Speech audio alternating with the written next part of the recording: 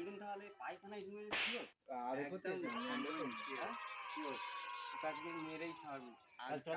কালকে তো ফাঁকে দিয়েছে, আজকের আর নিস্তার নেই। ঠিক আছে, ঠিক আছে, তোমার কথাটা ছেড়ে নি। আর আজকের বারোটা বিয়ে বাংলাদেশে কাকে পাচার করতে হয় আজকের চলো চলো। আমার পাঁচটা লিস্ট। এই মিঠুন, ঢুকাছিস বেরো পায়খানা থেকে। দাদা আপনারা কাকে খুঁজছে? এই মিঠুন কোথায় রে?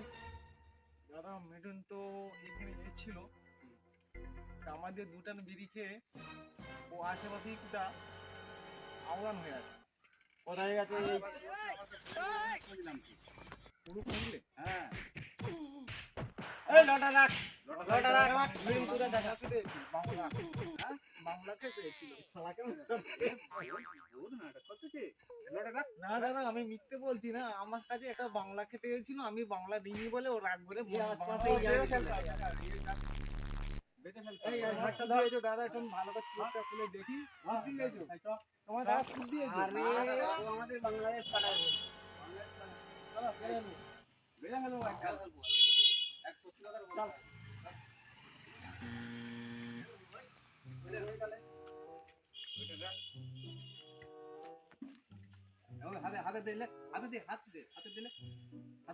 এই সত্যি করে বল, বাংলাদেশ আমাদের পাঠাবে কি তাকে বল। এই টাকা খেয়েছি। বলছি মিঠুন কোথায় গেছে, বলছি ও মিঠুন ভয় পেয়ে গেছে। কোথায় গেছে? ও মনে হচ্ছে ও বাংলাদেশেই পেয়ে গেছে।